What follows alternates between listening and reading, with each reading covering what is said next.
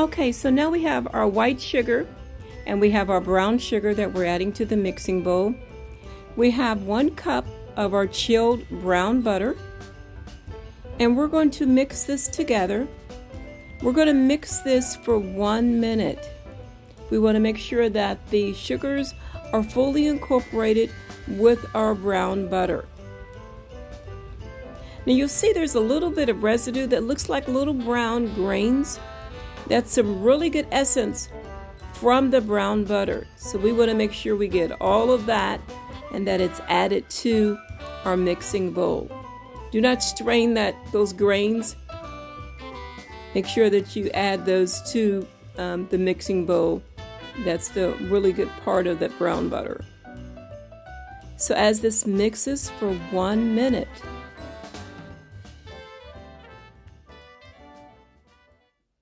and it's becoming fully incorporated, now we're adding 1 whole egg. Make sure that the egg is room temperature as well.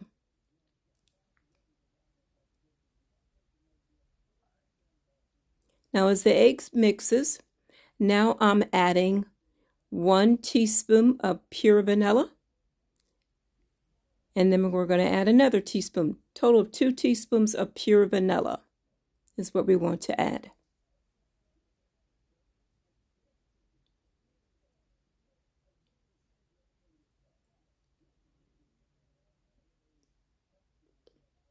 And next I'm adding 1 teaspoon of almond, one of my favorites to add, especially to sugar cookies.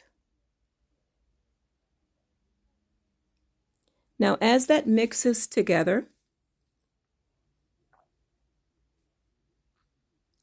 now it's time to incorporate our dry ingredients into the wet ingredients. You see how creamy and smooth the dough that wet ingredients is? We're going to add a little bit of flour at a time.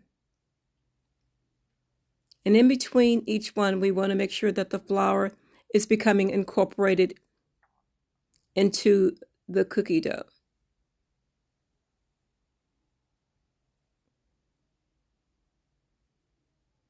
Now you're going to notice as I go through the mixing process for this dough, because of the amount of butter that is in this cookie dough, I will not need to scrape down the sides of the mixing bowl. It will become fully incorporated during the mixing process. Adding just a little bit of flour at a time.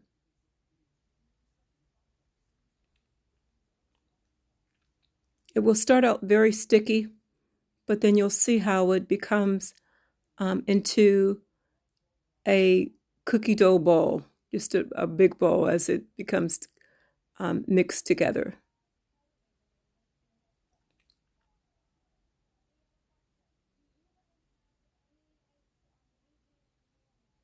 Just a little bit of flour at a time.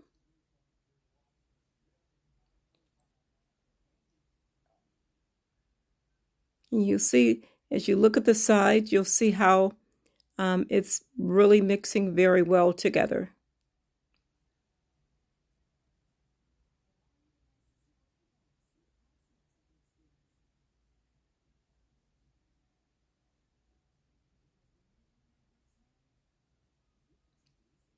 It's still mixing together. And we're almost at the end. So now for the remaining flour, I'm turning off the mixer and then I'm adding the remaining flour to the mixing process.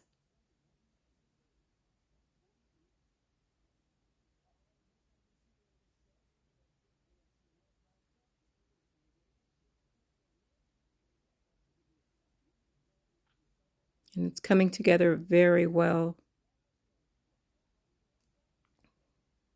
So there we have our cookie dough, and it's all fully mixed together.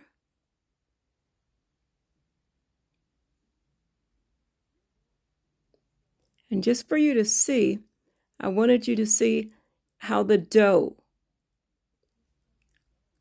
they're all incorporated